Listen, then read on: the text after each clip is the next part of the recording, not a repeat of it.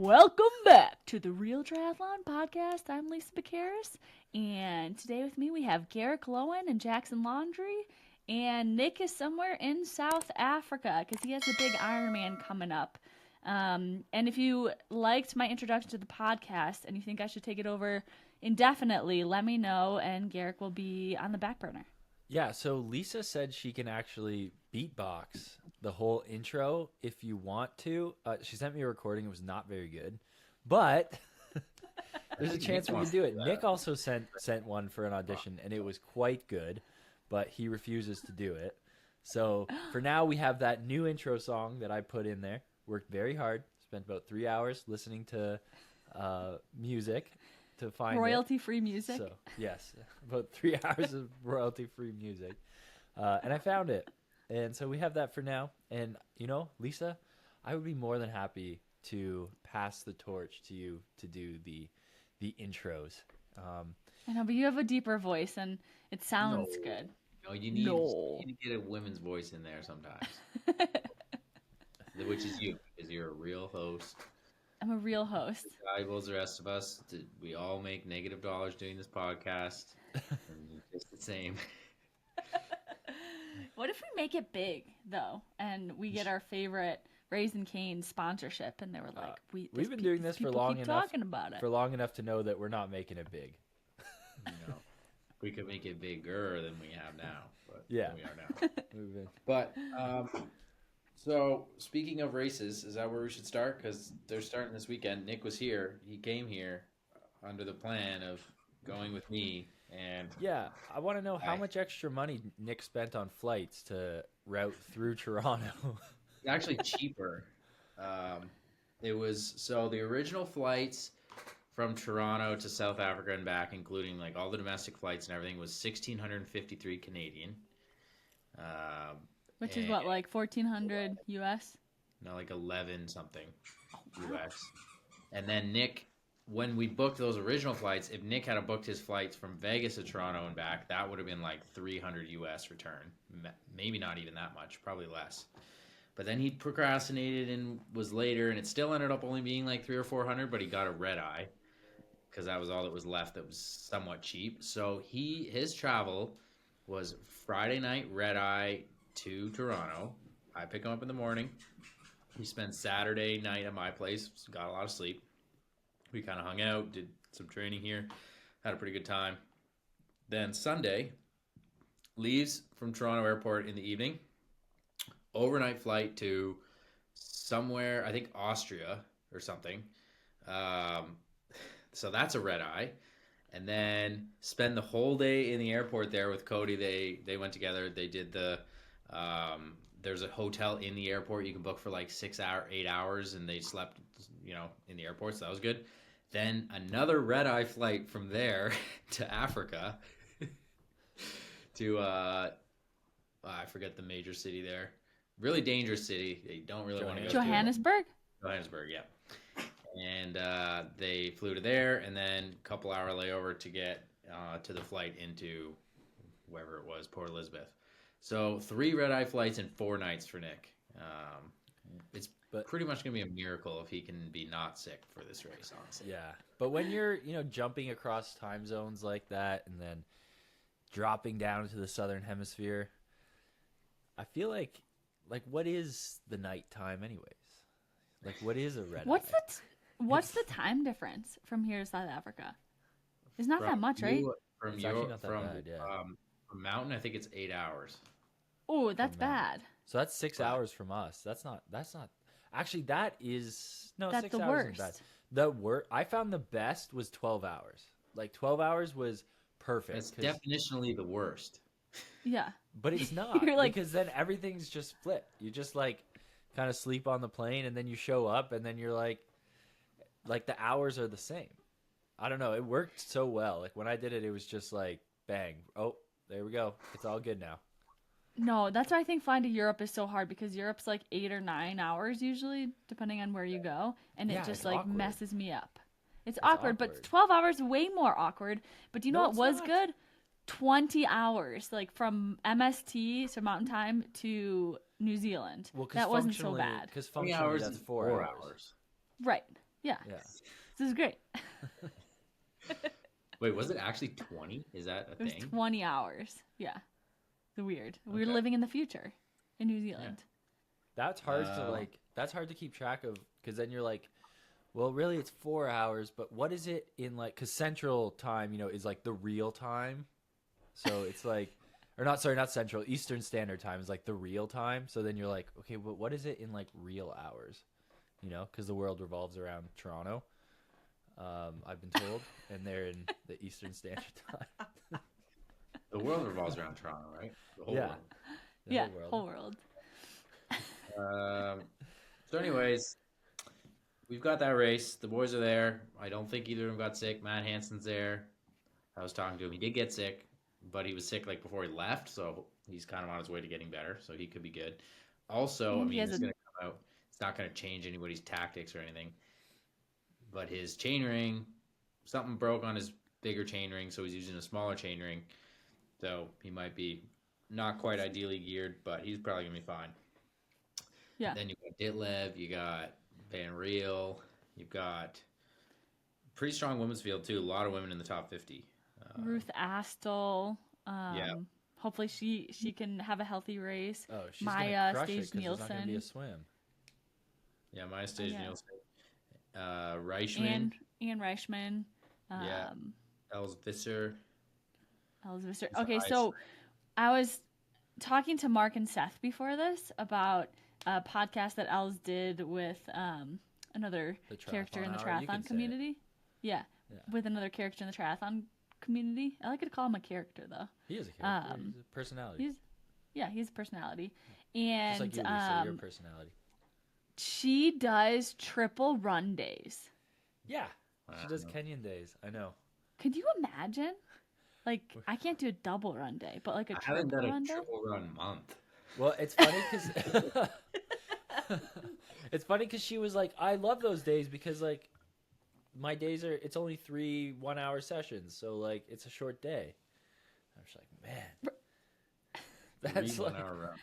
That's such a weird way to do it too. I feel like I would go like 1.5, then an hour, and then 30 well minutes. because the way it's broken up is like you have there's like a treadmill session and then a track session. Oh no, sorry, hills, track, and then it's a tempo run at the end Build of the day. run or A something. build run, yeah.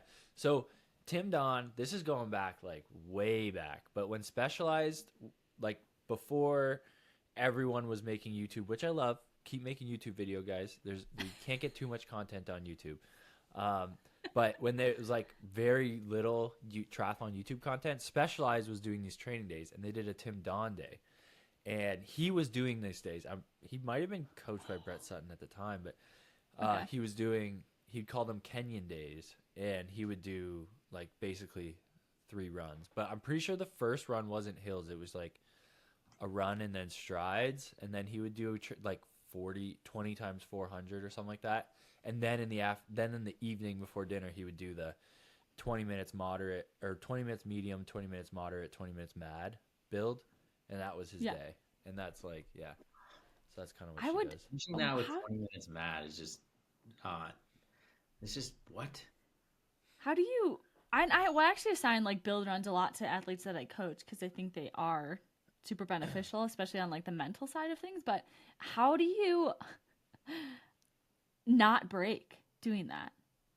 Like I'd have to rest like 3 days into the triple run day and then 3 days out of the triple run day, and I'd still probably be injured. Like certain athletes just survive. So the Brett Sutton method is like just train you like crazy, and those that like survive out of it are the ones that get the big benefits, and the ones that crack, well, like they don't make it, or they move on to another coach where they find success in another way, right? Yeah. So it's kind of just how it is. Anyways, I did one of his camps once, and it wasn't like that intense, but they would explain to you like the philosophy and stuff behind it. But it's basically just like, it works really well for a lot of women, because basically what he does is it's a big focus on like base training and strength. It's like all base training and like all strength work. So hills, big gear work, and then a lot of just like easy, moderate volume as well. And a lot of it's like mental training, right? Just like pushing through and being tough and being hard. Yeah, well, kind of stemming from that, I wanted to talk to you guys about this because today, I woke up like I started getting really tired yesterday. Was super tired when I swam this morning, and then I had a 4 hour bike session with it was supposed to be 3 by 20 minutes, essentially like at 70.3 power, last 5 minutes of each 20 minutes. So it's supposed to be like 10 watts higher, Classic. and um and I just like I texted my coach before it and I was like, okay, what do I do if like it's not going well? Like what do I do? Because I'm like very tired. And he's like, you got this. Like you gave some encouragement, whatever. Like start 10 watts less and build into it. And I ended up cutting it to like just under 2 hours. I only did 2 by 20 minutes because I was just tired. Like it was one of those days where I could have like taken a nap on the side of the road. And so I pulled the plug. I really don't pull the plug on very many workouts very often, but I want to know what you guys, when you guys press and when you guys hold back. Like, when is it good for you to, like, kind of, oh, I'm going to suck this up and know that I'm going to dig myself into a little bit of a hole, or, and when do you pull back? Usually I wait till something's broken. And then, just kidding.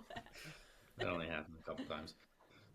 Well, I think like you really have to distinguish between whether it's a mental laziness or an actual physical need for recovery, and that can be hard to distinguish sometimes.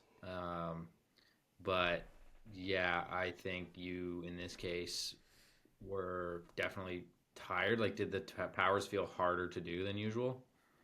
So I actually stopped looking at my power meter. I was just like, I'm just going to As go by well? feel. And it was pretty much like kind of right. Like I didn't do the last 5 minutes harder. I just kept it the same for 20 minutes and it was where it was prescribed to be. But I, in between, like it was 10 minutes easy between, and I was like pedaling at like maybe 80 watts because I felt like I needed to recover a lot. But I just felt like I needed to sleep. I was like, all I want to do is ride home and take like a 3 hour nap. Um, Yeah, that sounds but like the it, right call to me. I've done that before. I do it. It happens not all the time, but pretty often. Like once every couple months, will be like a day where I'm just like, nah, it's just too low energy right now. It's just not right. yeah. And it is hard to, I think it's hard to distinguish because in the middle of the interval, I was like, am I being soft? Like, am I giving myself an excuse? Or am I just tired and I don't want to dig myself into a hole because Oceanside's in like 10 days. And I went with Yeah. let's not dig myself or risk it. Hmm. I I don't think, know. it's hard. So, like Jack said, like, is it mental or is it physical? I find Yeah. that, like, I struggle with this too. As a coach, if someone comes to me and is like for the most part, for most athletes, if they come to me and they're telling me kind of how you're feeling, I never discredit how they're feeling and say like, I think you just need to man up and be tougher, even though maybe sometimes that is exactly what they have to do. Right. But I'm always, I don't know, maybe I'm just a soft coach, but I think just like preservation, and I'd rather the athlete kind of just stay healthy and enjoy the sport too. It's different at an elite level, right? When you're like pushing boundaries, but as just like an age group athlete, I'm like, you know what? Like, if you're really not feeling it today, it's fine. We're just gonna move on. Myself as an athlete and someone, I have this sometimes too, but I always give myself an option to do this workout on like another day, but it needs to get done this week, and the loads Yeah. need to be distributed properly still throughout the week. So the way I set up my week is that for every session, I have a bailout day. So say if a bike session needs to get done, I need to get 2 hard bike sessions done in the week, right? So I have the option to do it Monday, Thursday, or Saturday. So there's 3 options to do 2 hard workouts. And if I'm really not feeling it, then I'll do just like an easy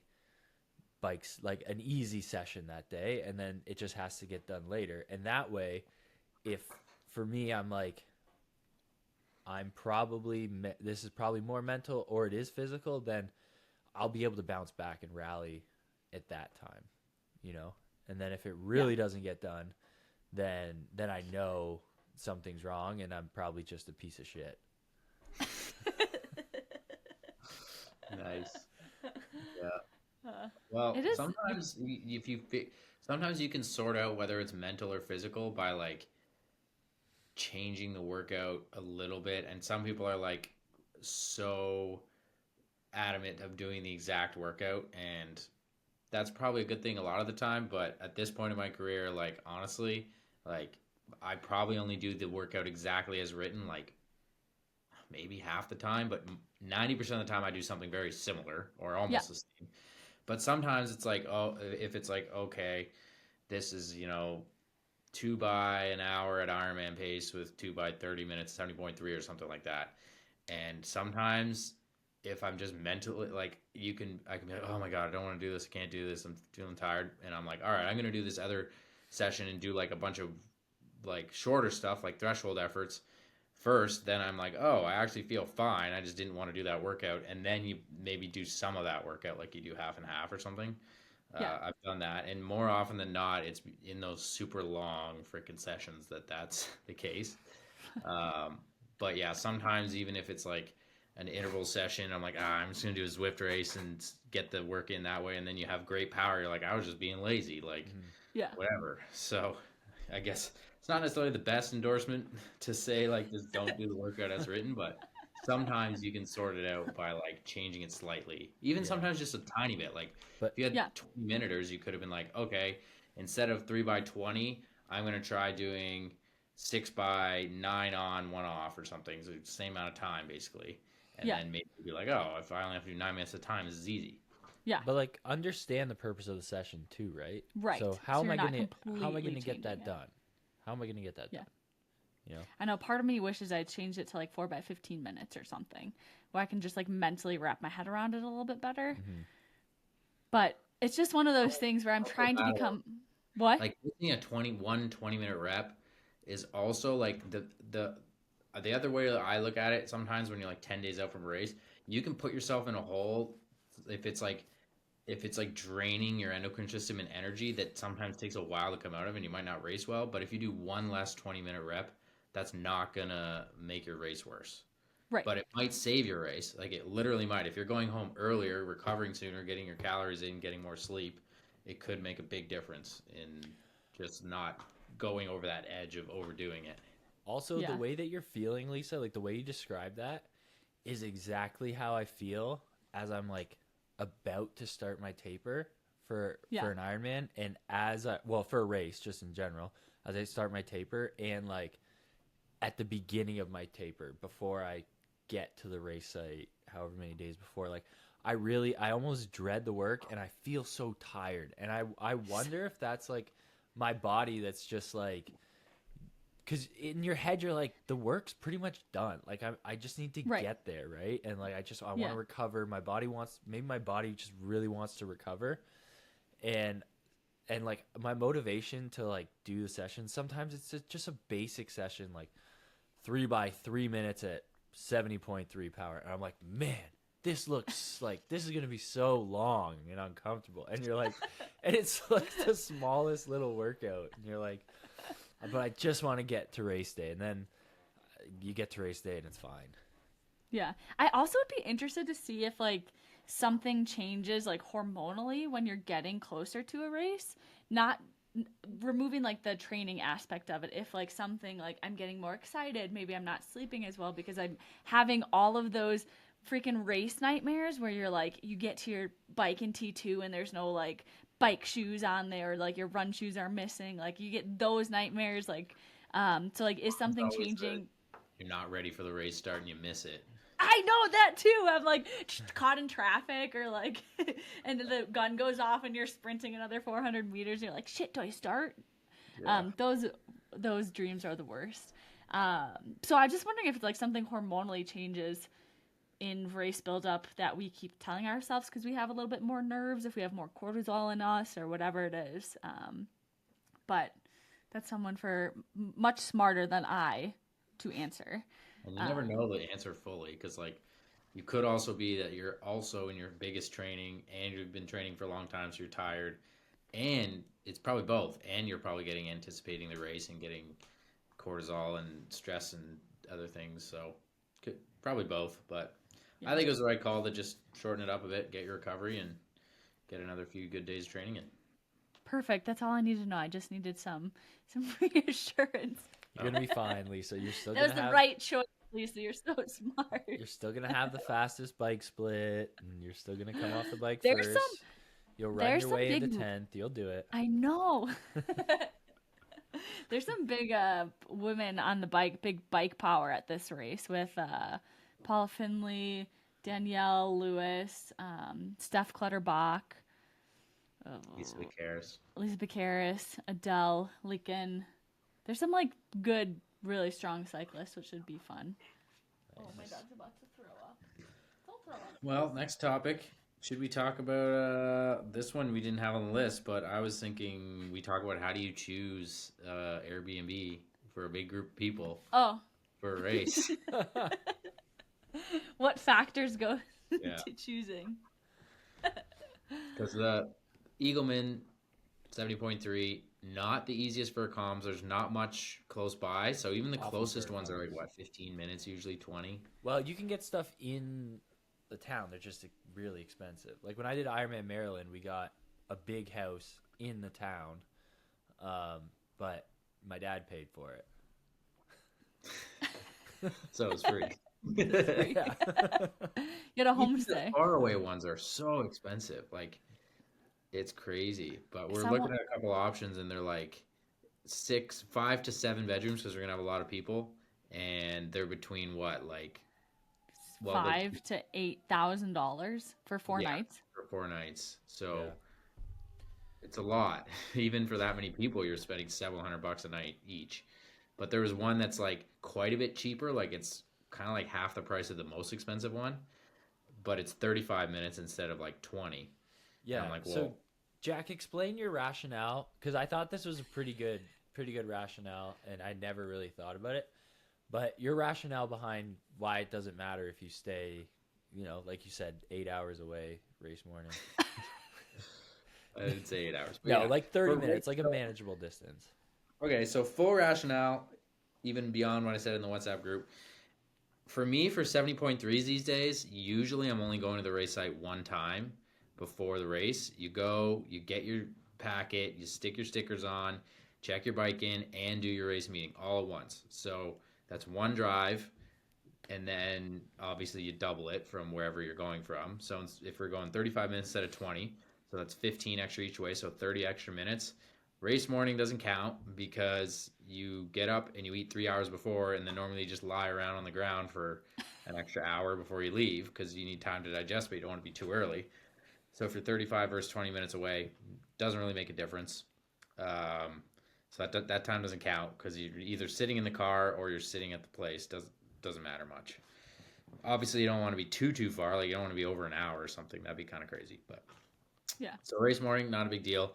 Then the only time we're being further is kind of annoying is after the race because you usually drive back, and then if you have to go for awards, you drive back to the race again. So that's where you got to account for your time. But for me, when we're looking at, $200 a person per night versus 400, that's a big difference that I'm willing to drive an extra hour total for, personally. But yeah, anyways, lots of things to consider. But obviously being right at the race site is hugely helpful. But as soon as you're driving like 10, 15, 20 minutes, then like a trip is a trip, and it's not like you're just going in and back and forth a bunch of times because it's a pain and you don't want to do it. And I think the perk of this place that we're specifically looking at, it's kind of at the tail end of the bike course. So like you could be a little bit better for, like bike training. I don't know, Garrick, you've actually done the course before. Yeah. There's I don't know nothing if you out can, there. There's Okay, nothing out there. amazing. Go And the look. place It's that like- we're looking at has like a sick pool. Has a pool, and it's like on the Yeah. Chesapeake Bay. Sounds pretty cool. Yeah. See, I always, when it's an Ironman, specifically an Ironman, I always try to get like as close as possible because for one, I just love the vibes of the race like the race site and just hanging around and just like visualizing the race in itself and the start and all that. But then like, and just like the people and everything. But then finishing and being like a 5-minute walk back to your place to shower and like relax and stuff is life changing. It's game changing. For a full, I would agree. Yeah. It's different priorities for a full, for sure. Yeah. But yeah, for a half, like, you know, we've stayed pretty far. I think we stayed in Indianola the one time. For Des Moines, which is 30. How far away is that? It was like 30. It wasn't that bad. Yeah, it wasn't Okay. awful. And Nick ran a 1. What did he run? Like a 1:13 at that race? 1:14 or something. Was Yeah, that Nick the? I swear that was the race before I was on RTS, and it was the shortened bike. Yep. And like all of us raced, like me, you, Nick, Garrick. Did you Leslie. race? Yeah. Garrick, Leslie. Yeah, Garrick beat me out of the water, but I beat him onto the bike. Yeah, because it was like a 1 mile run to transition. It was so far. Like Garrick like fully dropped. swim. He didn't just like. I didn't get out on his feet. He fully dropped me and was in like the next little pack of a couple guys, like 20 seconds up. And I'm like, damn it, I missed the group. And then I'm like, oh, I guess I just. There is. Yeah, yeah. That It was was such an like Jason West- swim, like- run, kind of bike, and then run again. It's like, Yeah, Yeah. it was like Jason West's dream race because it was the swim was normal. The run was literally an extra like half mile to get to the bikes, and then the bike was so short. It was like 42 It was like K or something. It was like an hour and 15 minutes or something. Yeah, it was Hour. tiny. And then Yeah. I like just caught like the lead guys getting onto the run, and then the run happened, and I was like, well, I would have had another hour to freaking put time into these guys, but I guess not. So I know. I think I Worst don't know. case scenario for me and you. yeah, it was. But anyway. Good times. It was Good old though, like- Colin Chartier was second at that race, I think. Oh Oh, yeah. That's I like didn't know like low key, deceptively, just like nice course. Des Moines. Wasn't Yeah. bad. The run course Yeah, was that's- cool. Yeah. That's where I actually earned my elite racing license. It was the Escape Des Moines back in whatever 2017. Jack So I did swam in race. that same like pond. Yeah, it was Cafe Des Moines. Yeah. We love the Escape series. I wish they would bring it Oh, back. I wish, man. Anyways, if you're a person who doesn't mind driving and saving half the money, then just use that logic to convince your friends to get the further away, cheaper one. Yeah. Okay. So here's another topic. I was gonna say for Pass or Smash, but I think we can kind of discuss it. Because I haven't really made up my mind on this, but I was speaking with like a swim coach, like a real swim coach, and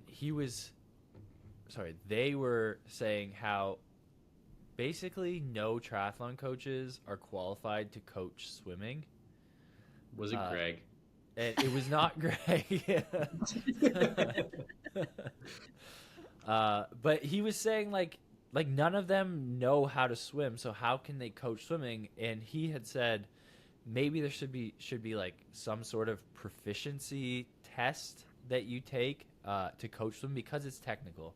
Because biking and running is like you can kind of read a textbook and figure out how to coach that stuff decently well. But swimming is very technical, so you need to be able to demonstrate it to coach it. So he was, And he wasn't saying, yeah, he was a swimmer. Like he is a swim coach. He's a swim coach. That's so it's that's kind what of he does. convenient for He's him. never, that yeah, he he's could never. This be a guy's bike and run never. coach. Yeah, he's and never never done a been built like triathlon. running. Never done a triathlon that I know of. But he's saying like they probably to coach some of these master swimmers, like you don't need to be like that good of a swimmer. Like say like a 20-minute 1500, maybe a sub 1 hour Ironman swimmer for like on the men's side. Like you don't have to be like particularly really fast, but just somewhat proficient. What do you guys think? I disagree on this, and my only example is when I was coaching collegiate cross country and track and field. Our high jump coach left, and so I had to take over coaching the high jumpers. And I had maybe high jumped like once or twice in my life. Like I'm terrible at it, awful at it, knew nothing about how to coach it.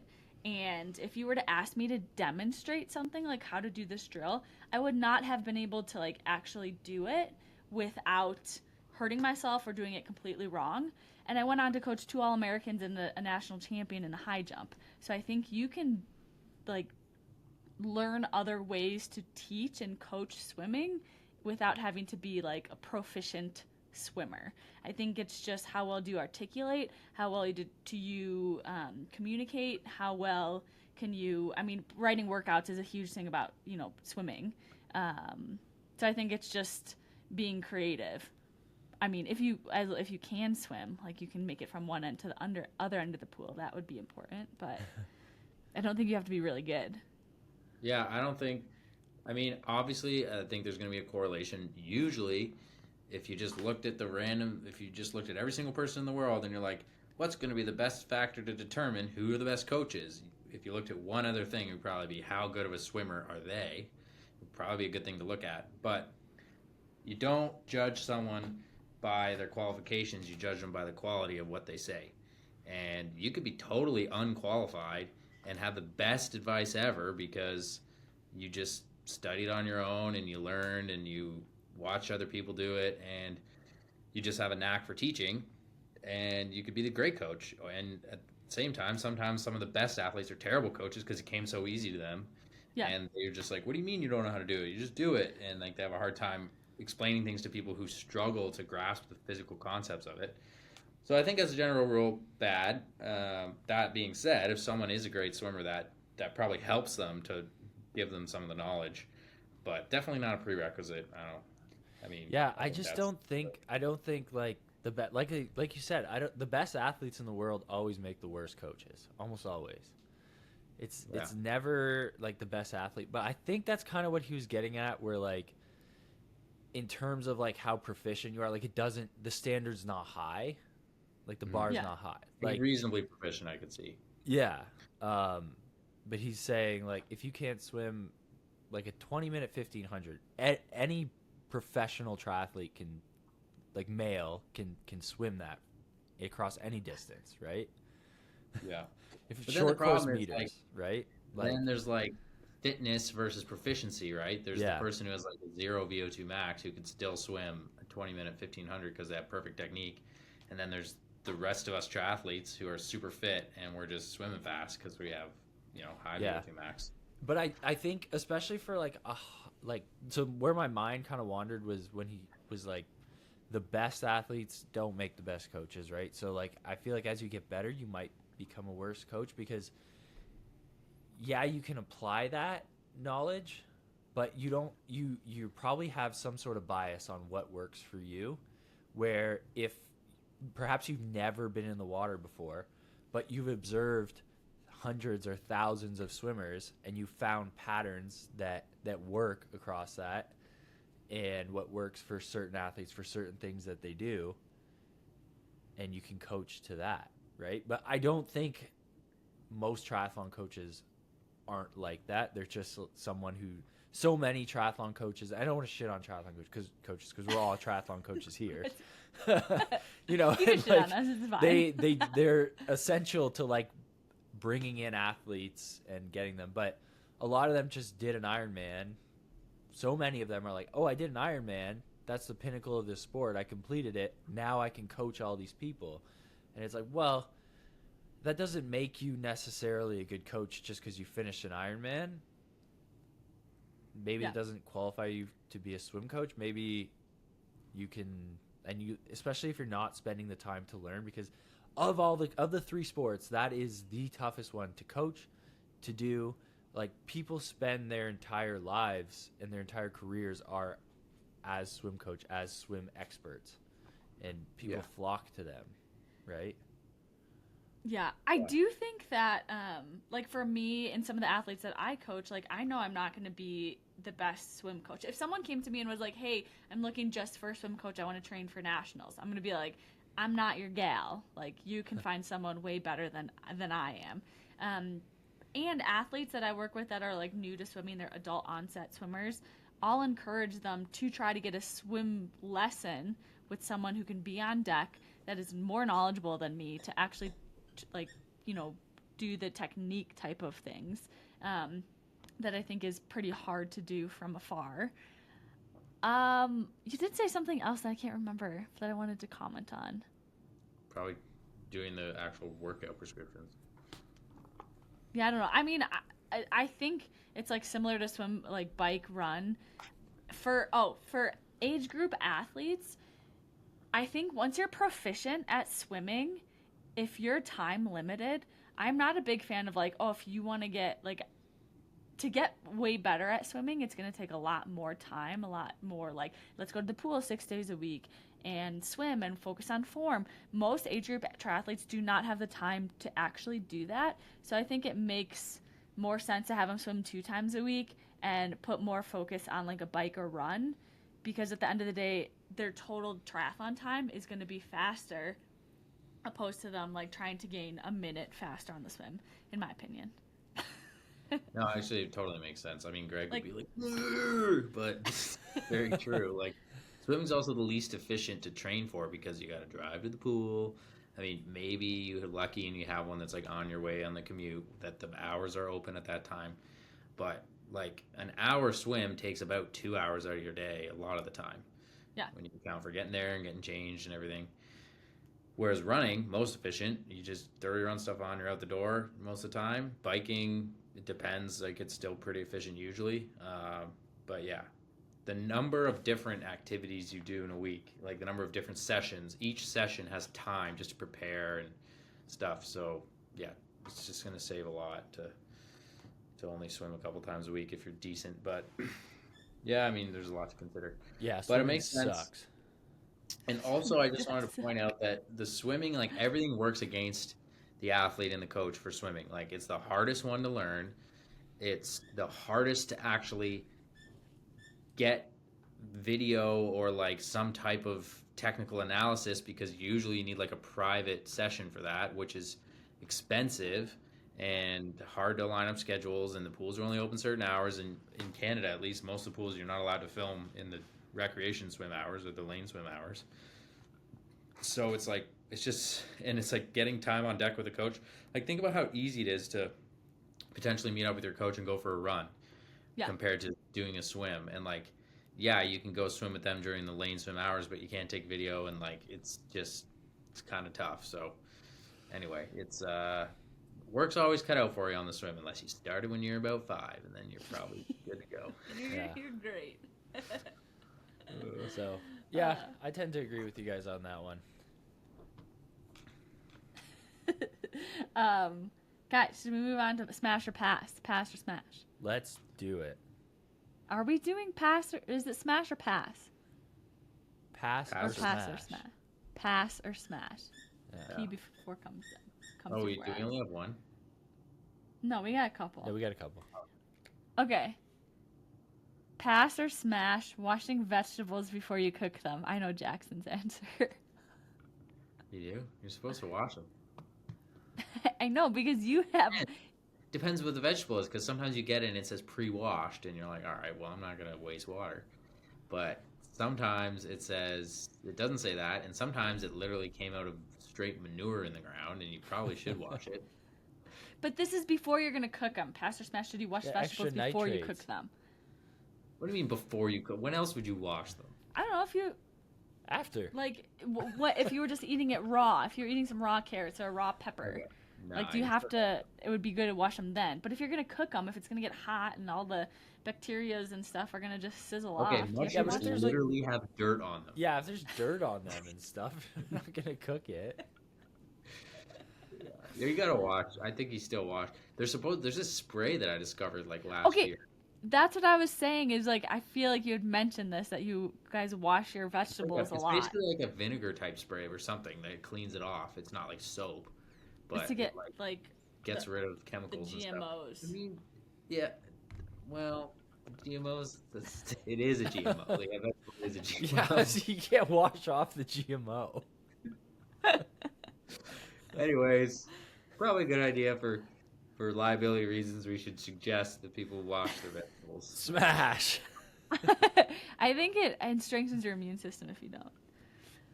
But no, it's microdosing all of the things. Okay. So,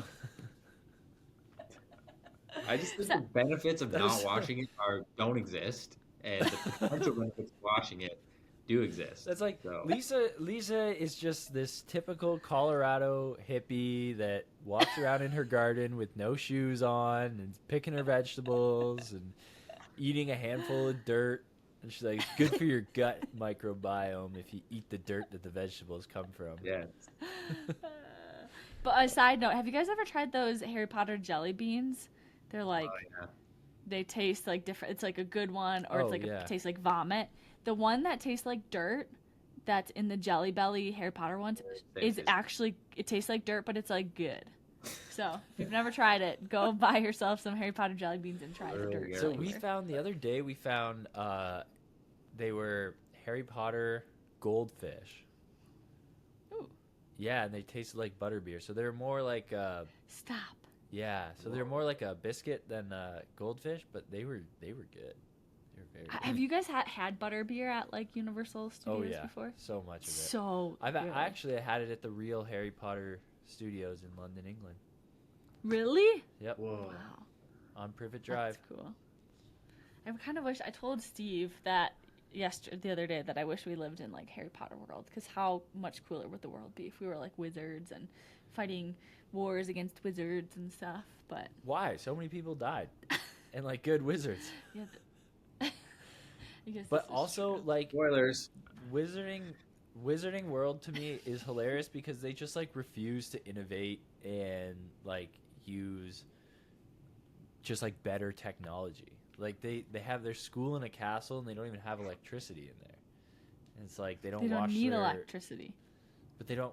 But how much better would it be for them to read with electricity than candlelight?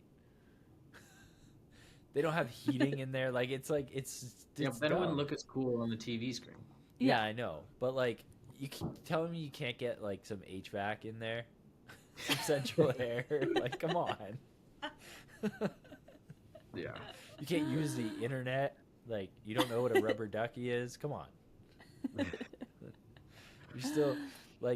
You're still doing your wash just because it's like a washing machine is more Washboard. efficient than using a magical spell on a washboard. So, anyways, that's my little rant about that. So. Okay, speaking of washing, we got another smash or pass about washing. Yeah. All right. Washing your rice before cooking. Lisa's Pass. gonna say no for sure. I don't think I've ever done that. Okay, so here's the thing: you don't do it, and then the rice is all like it's got that like starchy stick to your top of your mouth type situation. If you do it properly, you put it in like a bowl and you mix it and you put the water in, a lot of water, stir it until you literally see the water is cloudy after like 10 seconds. Dump the water out, do that again, the water's still cloudy, dump it out, and the third time you do it, it's starting to get not that cloudy and dump it out. Then you cook the rice, then it's just like so much better. It doesn't like stick together. The texture's way better. The taste is even better. It's crazy. You don't even understand it until you've done it. Maybe we'll Smash. try it. We use one of Smash. those steam pot cookers. You just pour the rice in, pour some water, and press the button. Rice. Yeah, I use that too to cook it, but you still got to rinse it. Okay, I'll try it next time. Do you think Uncle Ben's washes the rice before in the microwavable packs? Probably, yeah, because that's like partially pre-cooked, right?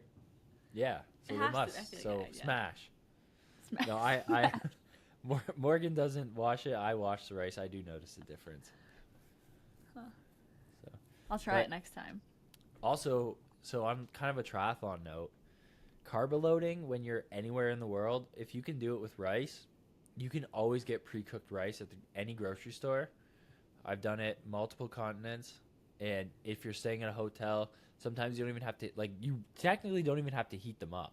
Like, in Taiwan, we didn't have a microwave, but I got, like, 5 cases of these, like, pre-made, pre-cooked rice things that you're supposed to throw in the microwave, but I was just eating them cold, and you can do it. And that's, so, there's a, Rice triathlon is the hack. universal food. yeah.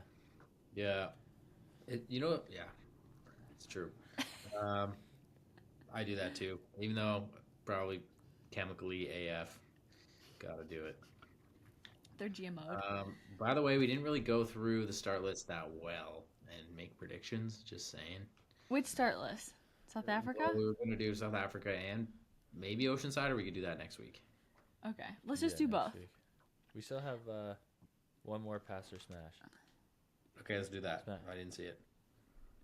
All right. Training in carbon shoes. Yeah, training in carbon shoes. Pass. Because they like break me. So I can't. I got to save that just for race day so I can be fucked for a week after. I would say smash conditionally. I'm wearing them only right now because I have just started doing some low weight running. I've done 2 runs. Ooh. In 15 minutes at 35 pounds minus. Okay. And 6 miles an hour for the first one, 6.5 for the second. Nice. Miles an hour or kilometers? Miles an hour. Okay. Good, man. So That's good. that's really slow, by the way. But anyways, for this injury I have, the carbon plate for a race shoe really like offloads the metatarsals because it kind of makes you push off your toe instead of like having that bend at the end of the metatarsals before the toes. So it's way better to run in them. So right now I'm only running them. I have only run 20 minutes in the last 6.5 weeks. So it's not very much, but All right, you'll be ready for but Texas. I would say occasionally throw them on for speed stuff, or when you don't want them to be brand new for your. Maybe that's why you're so sore, because you never train in them. Probably, but I literally tried to do a run in them last year, and then I like strained my calves like in You training. just And I like throw couldn't them run. on like first week do them for 1 year intervals, then the next week do them for 2, and then the next week you just build it up. I think I might I get a new pair from Running Warehouse. Thank you. Tomorrow that I'm gonna race. I'm gonna race in the Saucony Endorphin whatever their carbon shoe, and I think I'm gonna do like a 10-minute easy jog in it. Okay. Sometime this week. Okay. And but yeah, I would say occasionally throw them on for the odd workout. When I'm like firing and actually running, I use them like maybe once a week for a workout, but not quite. Like 3 out of 4 weeks, I'll wear them once. Okay. So I bike exclusively in carbon shoes. That's what I was asking. I don't know why you guys are talking about running. Good one. No, I think for this one though, it's like like use it in a workout if you want to, but I see guys just like hammering all their runs in carbon shoes, and I don't know. I don't know if I would recommend using them for an entire long run. I know a lot of like pro runners will do their marathon prep runs, like long runs in carbons. To me, I only throw them on for like if we're doing a track workout. Like today we did 400s and I put them on, but that was my first time all year using carbons in a workout. Yeah, I don't know. I think it's just like to each his own, and Absolutely. So pros and cons? personally, Lisa's a pass, Jack's a Pass. smash. I think I would say smash. Yeah. All right. Yeah. All right, guys. It's always Lisa Iron- the opposite as us. That's Sorry, because, Lisa. as Greg Harper said, Lisa is uncoachable. Probably some aspects I am. Okay, guys. Ironman South Africa. We're going to start with the women. Who are you picking for your podium? I'll go first. I'm going to pick Ruth Astle for the win. Maya Stage Nielsen for second. Actually, no. I'm going to choose Ann Reichman for second and Maya Stage Nielsen for third. Is Ruth Astle still racing? I don't see her on the start list of the PTO website. Oh, I do. Sorry. Yeah. You just didn't race much last year, so she was lower down. Okay. I'm going to say Reichman is going to win. And then Els Visser. And then we'll go with Sanchez of Spain. Marta Sanchez. Marta Sanchez. You did have a good season last year. So just to be different, I'm going to go Ann Reichman. Then I'm going to go Els Visser. And then I'm going to go Ruth Astle because I'm pretty sure swim's going to get shortened or canceled. And she's won Ironman South. I'm pretty sure she won Ironman South Africa before. I could be wrong. She's finished on the podium there, I know. But I like to choose people that I like the most. And I really like Ruth, and Maya is pretty awesome. And I don't know Anne really well. But I did that, back in the day during COVID years when we did the Ironman virtual races. Anne she was on my, in the race that I was in. So that was the first time I ever heard of her. Okay, moving on to the men. Who are you picking? Are there really only 21 women signed up for this race? 22, yeah. 21. That sounds like not that small. It's freaking South Africa, man. It's hard to get to. I guess. Just because it's a Pro Series race, I was thinking but yeah, it is South Africa. And I guess there's only 50 men, maybe? Yeah. It's usually women are about half of what the men are. Yeah. So. Because there's a bajillion pro men. Garrick went last, so now he goes first. Onto the men's. Okay, I'm going to go Magnus Ditlev, Leon Chevalier, and then Dennis Chevreau. He's a really good runner, right? Yeah. Dennis I can see Dennis Chevreau going under 240 on the run here. Okay. I think it'll be Ditlev. Oh man, this is a hard one. Ditlev, Van Riel, Chevalier. Yeah. I think it's gonna be Nicholas Chase, and then Nicholas Chase, Cody Beals, and Jackson Jackson Laundry. But Jackson only third because he has a broken foot. No, I'm gonna go Magnus Ditlev for the win. I think Matt Hansen is gonna finish second, and I think Leon Chevalier is gonna finish third. Not going with the Martin Van Riel. I don't know why. I feel bad not picking my friends. Okay, how I want to actually pick Cody Beals, Nicholas Chase, and Matt Hansen. Do you think Ironman is going to actually cover this whole race, or do you think they're going to have internet dropout? I think they will. I think we're going to try. Yeah. I thought someone said it was the local internet of in Geelong, Australia. You got to have backup plans, man. You know that that stuff can happen. You can't rely on just the internet. You got to get Starlink. It's funny because I was doing my long run on the treadmill watching the race, and then I realized that they're like, oh yeah, the coverage is just a temporary dropout or whatever. I realized that I had been staring at a picture of the beach in Geelong for 20 minutes, in the middle of this 2-hour long run on my treadmill, and I was so annoyed. And I texted you guys, and I'm like, this is so dumb. Tell me about this beach. This looks like a great beach. Yeah. But speaking of beaches and races, in this race, that was a weird tangent I didn't have to say. But some insider info. Apparently it's really windy there. Oh, no. I was talking to someone there who was saying it's really windy, way more, Cozumel, backside of the island kind of windy. Ooh. Then I feel like I should change my picks. It's too late. Based on who's a better bike handler. I don't think it's not so much the handling as just having to tough it out. You end up on your own more often with less group. So you think just the handling out. But in the men's field, usually, unless you got a lot of descents or something, most people are big enough that they can handle the gusts and stay aero, but you're going to just get blasted out of the group if you're normally sitting in the pack and just chilling and you got crosswinds. Now you can't. Oh, nobody said Bradley Weiss. He's the local. He's going to probably have a really good day. But he's my wild card. Bradley Weiss. Card. If I had to pick him somewhere, I'd put him in fourth. Way to copy me. Yeah. I'm actually not copying you. I'm copying Thorsten. Okay. Did you just copy all of Thorsten's?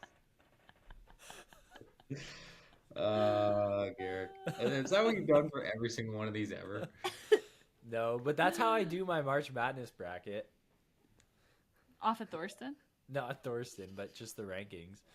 Someone was asking me, Ooh. they're like, so how do you pick your bracket? I'm like, man, I have a team of scouts that go around all year and watch games, and then they rank the teams for me. And so they kind of tell me like who should go how far, and they're usually right, like more than they're wrong. Hey, speaking of Thorsten though, I just brought up the Oceanside whatever seedings thing. Did you know that you're the course record holder, Jackson? I didn't know that. I did not know that. No, 44. the long forgotten good result of Jackson Laundry 2022. Yeah. Did you But know? we blame that. Kyle and Rudy were in a sprint in that race. Yeah. For second. We were just talking about that with somebody that Jackson, you didn't get the credit you deserved because everyone was just talking about who won between the Lionel and Nobody Rudy. won except me. They don't go, oh, I won second place, guys. I won second place. That's amazing. Yeah. I still right. think Rudy won that. I think they just gave it to him. Just kidding. Okay, well, I'm gonna rage quit here in a second. We don't just. All right. Well, thanks for tuning in, everybody, and stay tuned. This was our 207th episode. Did you I don't count? actually know that for sure. No, You should go back and count, Lisa. I should go back and count. That But does sound pretty close. I think it is. We're over 200. You guys are over 200. But so yeah, make sure you like, subscribe, give us constructive criticism, or just like ring us out on anything that you don't like or want to see different. And yeah, if you see a RTS athlete racing, be sure to give us a whoop whoop, and we'll catch you next time. Peace. Yeah, make sure to send it to Nick because he always loves it, and then he texts the group chat like it's he gives us all shit. So All right, We take do us like out to- here. But also, please tell someone in your locals, at your swim, in your group ride, other people in the community that we're doing this podcast. If you like it, let them know because that's the biggest way that we grow. So, all right, until next time, peace out.